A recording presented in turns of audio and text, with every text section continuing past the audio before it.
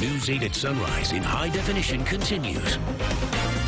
Welcome back. CPA Matt Bryant is back with us. Matt, good to see you. Good to see you, Mark. All right, last week we talked a little bit about some of the items we need, documents to get our tax return together. We touched on the notion of deductions. Are there some things that cannot be written off? Yes, there are. For example, if you drive to work, you cannot deduct the miles for commuting.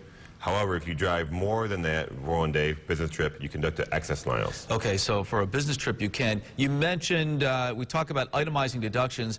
Are there other types of deductions? Yes, you can take a standard deduction. That means you don't have to take the work to list out your itemized deductions, such as mortgage interest, real estate taxes, and charitable contributions. Okay, what is the standard deduction? For this year, $6,300 for single, $12,600 for married filing jointly, and $9,250 for head of household. Let's talk about itemized deductions. How do they work?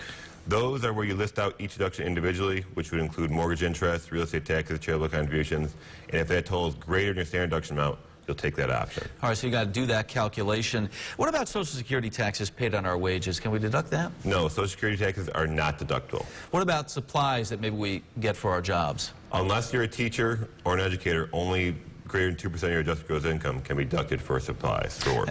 Okay, and that's the exception right there. What about costs for things like clothing?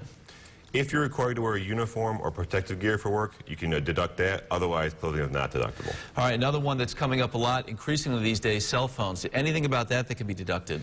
If you use your personal cell phone for work and can clearly allocate the work cost, you can deduct that. Otherwise, the costs are personal. All right, so you got to clearly allocate it, though. You can't just, you know, do it across the board there. That's right. All right, let's see. Any other thoughts here before we wrap up this subject in terms of deductions? Well, a trusted certified public accountant can help you determine which your personal expenses are deductible and get the best tax benefits for you.